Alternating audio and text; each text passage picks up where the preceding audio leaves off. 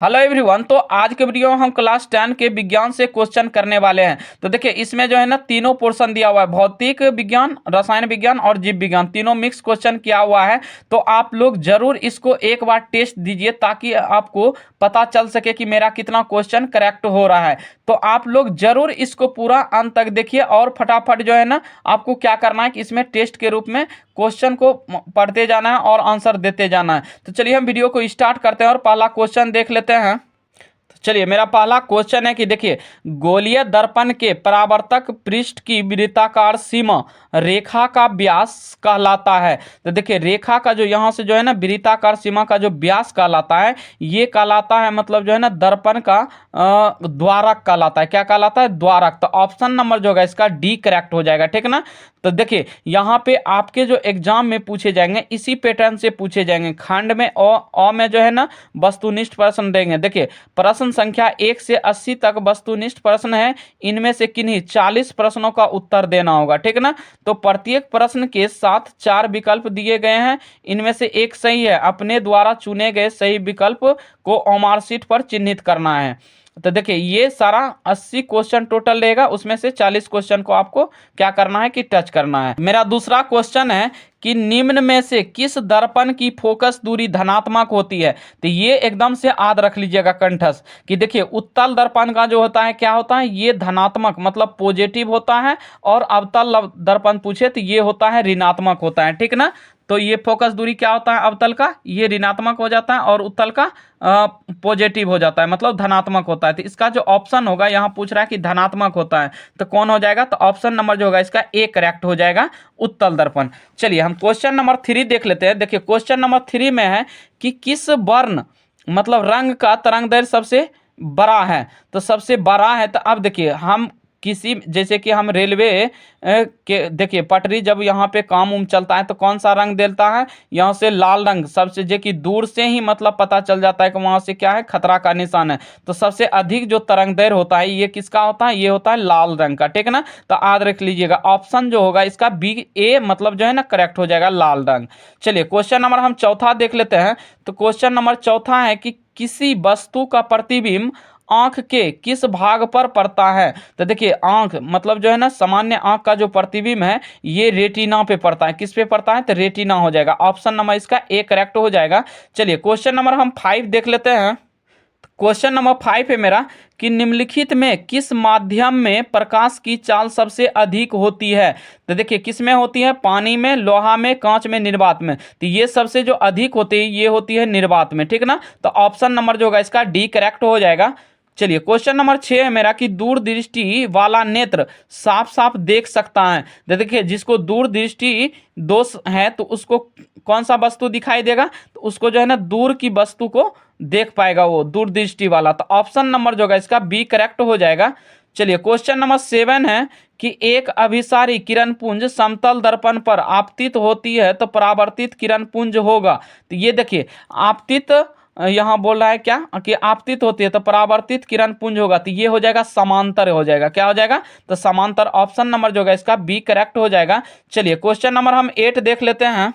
Question number 8 है मेरा कि यदि एक प्रिज्म से एक वर्णी किरण गुजरे तो इसका क्या नहीं होगा।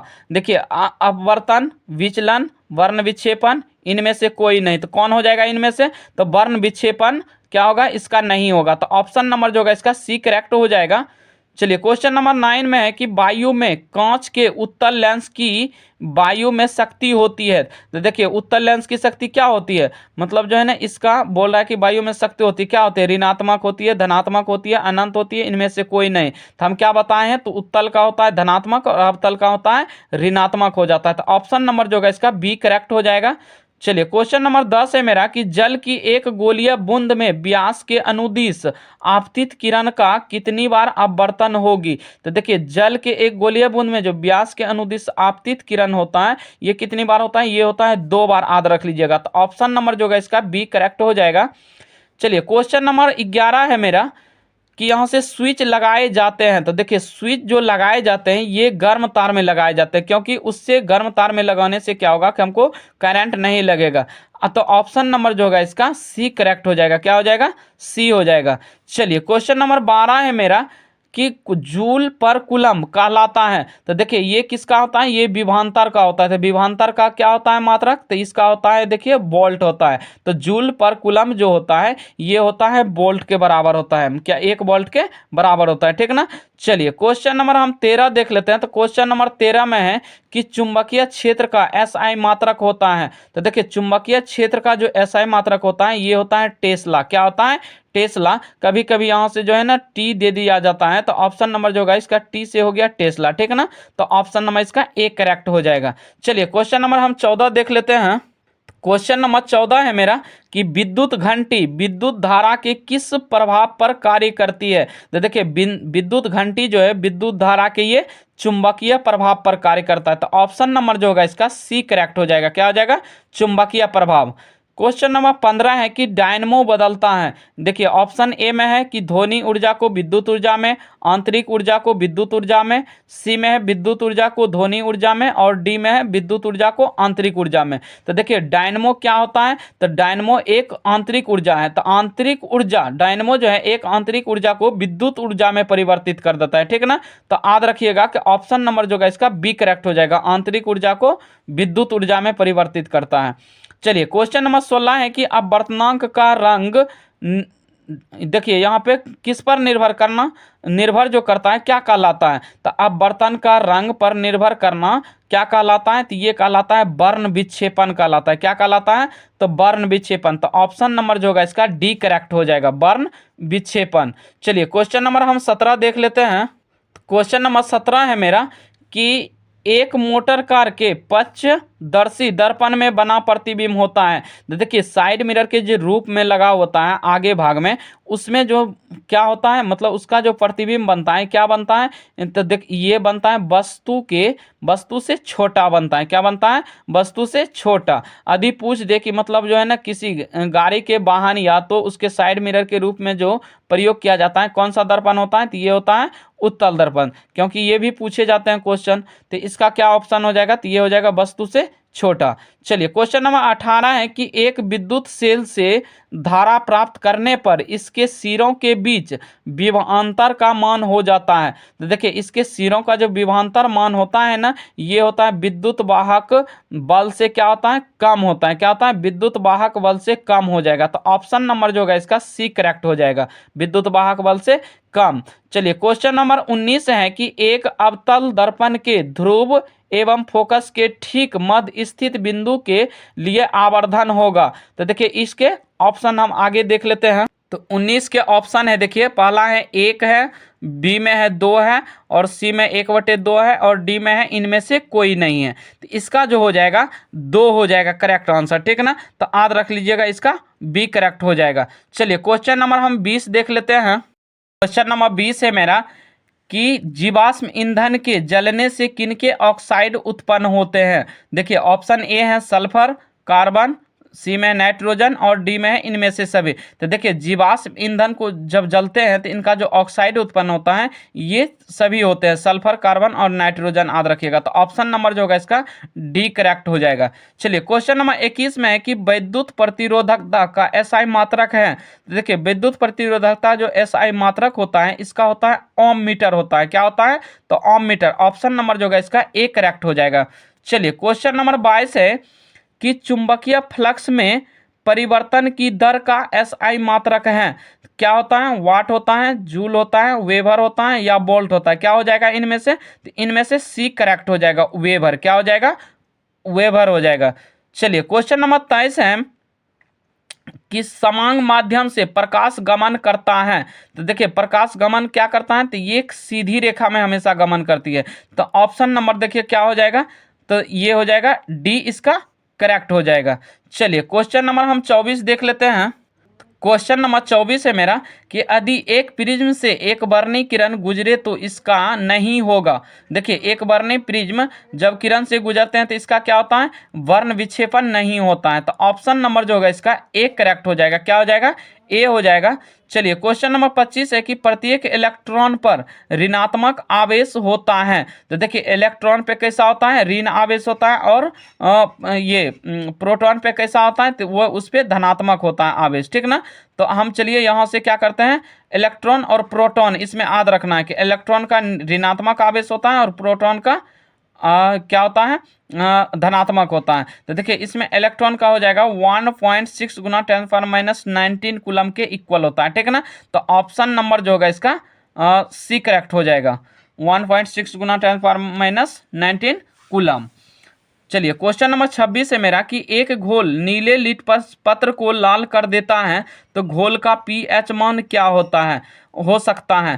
तो ध्यान से देखिएगा, यहाँ पे जो है ना एक घोल नीले लिटमस पत्र को क्या कर रहा है, तो लाल कर रहा है, तो क्या हो जाएगा, अम्लीय हो जाएगा। यदि नीले लिटमस पत्र को लाल कर दे तो वो क्या होता है, अम्लीय होता है। तो देखिए पीएच मान जिसका 7 से कम होता है तो क्या होता है, अम्लीय होता है, और 7 पे रहता है तो उदासीन होता है, और 7 से अधिक होगा तो वो क्या हो जाएगा, क्षारीय हो जाएगा। तो यहाँ से पूछ रहा है कि यहाँ से नीले लिटमस पत्र को लाल कर देता है तो क्या है, अम्लीय है। तो 7 से कम मान कौन है, तो ये हो जाएगा 2, ठीक ना। इसी में पूछता कि लाल लिटमस पत्र को नीले कर देता है तब क्या होता, तो देखिए ये तीनों हो जाता, ठीक ना। तो 9 7 ये 7 नहीं होगा, 7 तो होता है उदासीन होता है, 9 और 10 होता है, क्योंकि यहाँ से ये क्षारीय हो जाता है। तो क्षारीय जो होता है ये क्या करते हैं कि लाल लिटमस पत्र को नीला कर देता है, यहाँ से इसका अपोजिट हो जाएगा।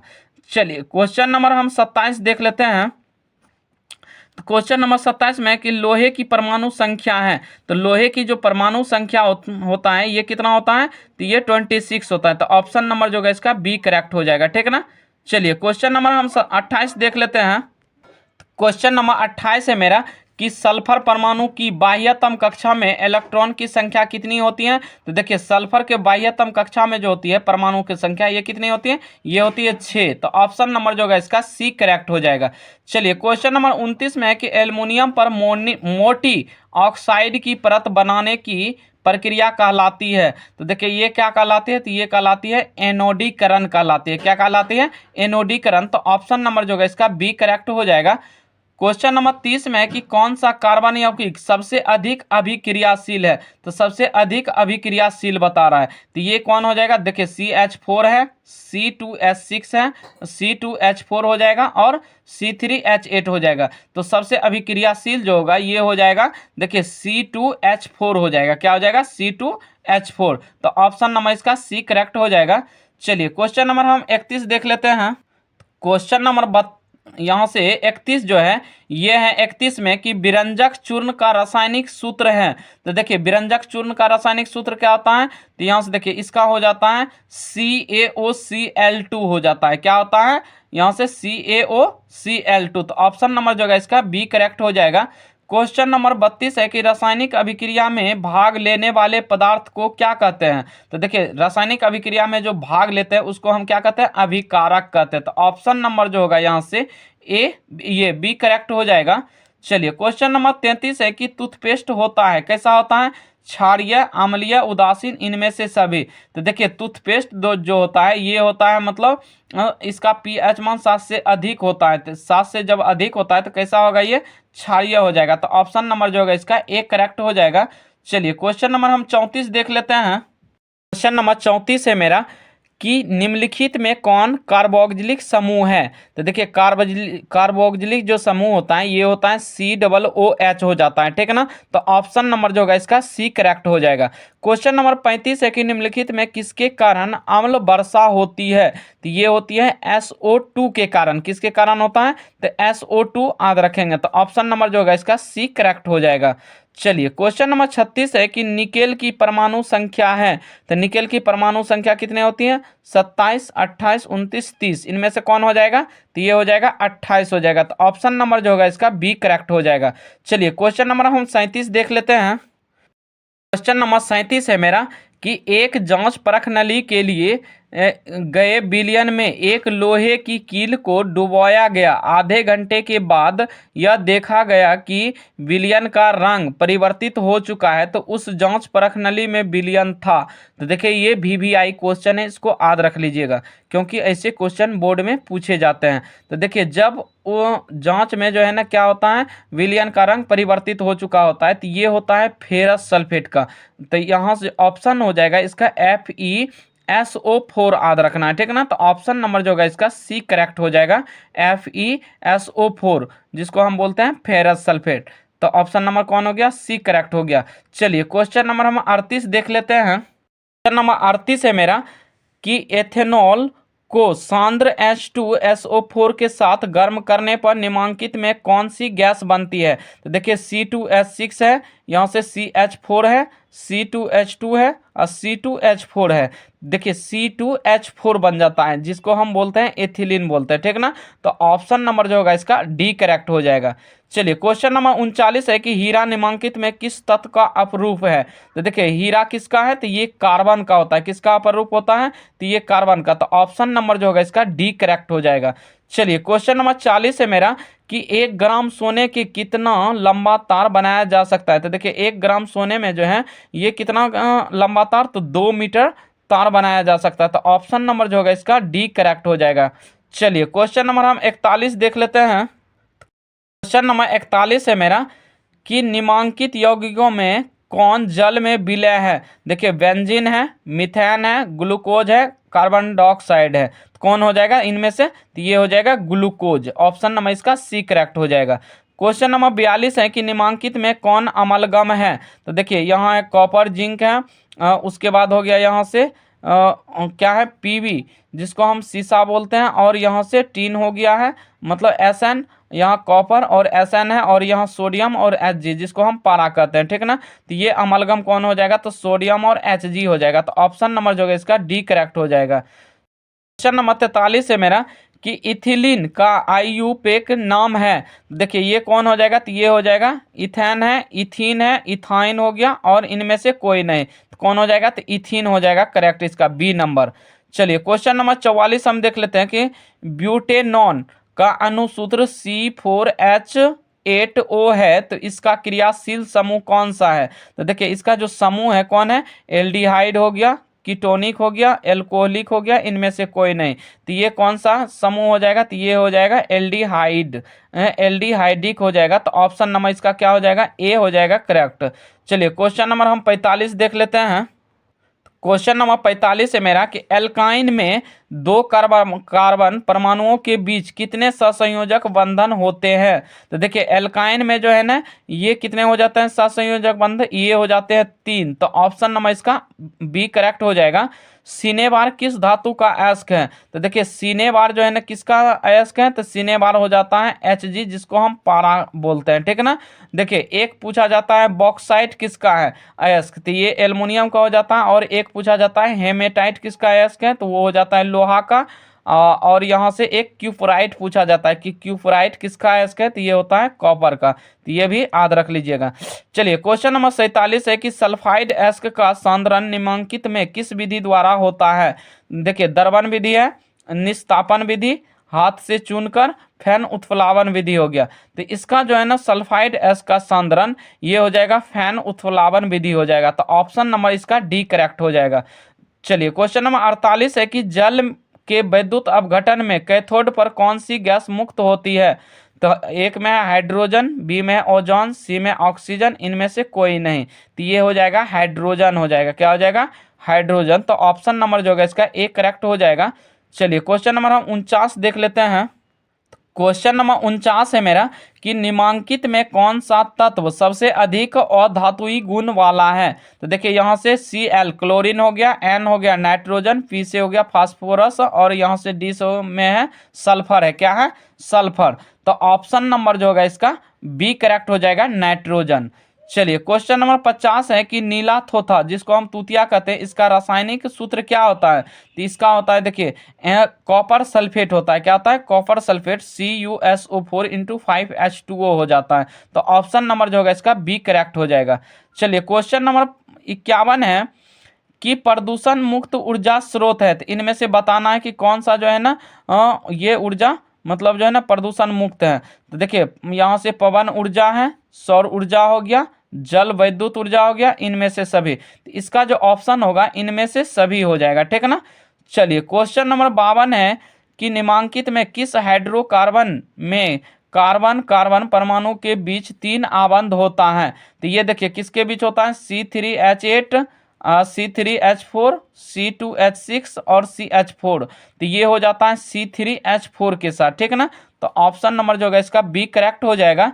चलिए क्वेश्चन नंबर हम 53 देख लेते हैं।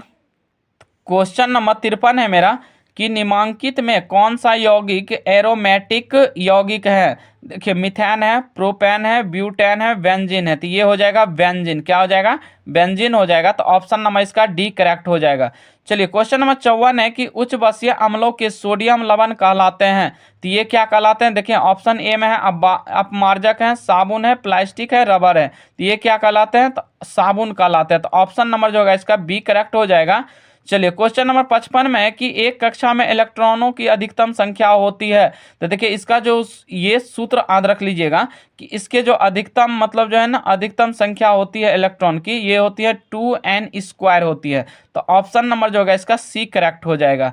चलिए क्वेश्चन नंबर हम 56 देख लेते हैं। क्वेश्चन नंबर 56 है मेरा कि सैटर्न का आकार होता है। देखिए एक है ताराकार है, गोलाकार है, त्रिभुजाकार है, इनमें से कोई नहीं। तो इसमें कौन हो जाएगा? ये हो जाएगा ताराकार हो जाएगा, जिसको हम बोलते हैं स्टार के आकार का होता है, उसी को हम क्या कहते हैं? ताराकार। चलिए क्वेश्चन नंबर 57 है कि निम्नलिखित में कौन एक पादप हार्मोन नहीं है। तो इसमें पूछ रहा है कि हार्मोन नहीं है। तो ऑप्शन ए है कि ऑक्सीटोसिन है, एथिलीन है, यहाँ से हो जाएगा साइटोकाइनिन हो गया, ऑक्सिन हो गया। तो कौन हो जाएगा? तो ये हो जाएगा साइटोटोसिन हो जाएगा, ऑक्सीटोसिन। तो ऑप्शन नंबर जो होगा इसका ए करेक्ट हो जाएगा।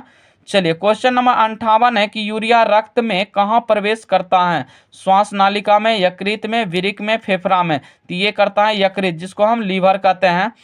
चलिए क्वेश्चन नंबर 59 में कि निम्नलिखित में कौन सी यहाँ से पारिस्थितिक तंत्र का एक जैव घटक हो सकता है। देखिए ए में है तापमान है, बी में कवक है, सी में वायु और डी में मृदा है। तो ये हो जाएगा कवक। ऑप्शन नंबर जो होगा इसका बी करेक्ट हो जाएगा। चलिए क्वेश्चन नंबर हम 60 देख लेते हैं। क्वेश्चन नंबर 60 है मेरा कि नर युग्मक तथा मादा युग्मक के संयोजन से बनता है। क्या बनता है? बीज, जाइगोट, शुक्राणु, अंडाणु। तो ये बनता है जाइगोट का निर्माण होता है। तो ऑप्शन नंबर जो होगा इसका बी करेक्ट हो जाएगा। चलिए क्वेश्चन नंबर 61 है कि पादप अपशिष्ट संचित रहते हैं। देखिए ए में कोशिकीय रक्तिकाओं में, पत्तियों में, छाल में, इनमें से सभी। तो देखिए इसमें जो है ना पादप अपशिष्ट जो रहते हैं ये होता है इनमें से सभी में। तो ऑप्शन नंबर जो होगा इसका डी करेक्ट हो जाएगा। चलिए क्वेश्चन नंबर 62 है मेरा कि सामान्य अनुशीतलन रक्त दाब होता है। 130 mm है, 120 mm है, 100 mm है और 80 mm है। तो इसका जो हो जाएगा अनुशीतलन रक्त दाब ये हो जाएगा कितना? 80 mm हो जाएगा, ठीक ना। चलिए क्वेश्चन नंबर 63 में है कि मनुष्य, बिल्ली तथा चमगादड़ के अग्रपाद है कैसा है? असमजात अंग है, समजात अंग और अवशेषी अंग, इनमें से कोई नहीं। तो इसका हो जाएगा समजात अंग हो जाएगा। तो ऑप्शन नंबर इसका बी करेक्ट हो जाएगा। चलिए क्वेश्चन नंबर हम 64 देख लेते हैं। क्वेश्चन नंबर 64 है मेरा कि पादप में फ्लोएम उत्तरदायी है। देखिए जल संवहन, यहाँ से हो जाएगा एमिनो अम्ल संवहन और ऑक्सीजन संवहन और भोजन संवहन हो जाएगा। तो पादप में फ्लोएम किसके लिए उत्तरदायी है? तो ये हो जाएगा भोजन संवहन के लिए। तो ऑप्शन नंबर इसका डी करेक्ट हो जाएगा। चलिए क्वेश्चन नंबर 65 है कि एक वयस्क मनुष्य के कितने दांत होते हैं? 28, 36, 32, 34। कितना होते हैं? तो ये एक वयस्क मनुष्य का जो होता है ये होता है 32। कितने होता है? 32। चलिए क्वेश्चन नंबर 66 है कि एंड्रोजन क्या है? देखिए नर लिंग हार्मोन है, मादा लिंग हार्मोन है, पाचक रस है, इनमें से सभी। तो एंड्रोजन जो है ये है एक नर लिंग हार्मोन है। तो ऑप्शन नंबर जो होगा इसका ए करेक्ट हो जाएगा। चलिए क्वेश्चन नंबर 67 है कि न्यूरॉन का वह हिस्सा जहां जानकारी हासिल की जाती है।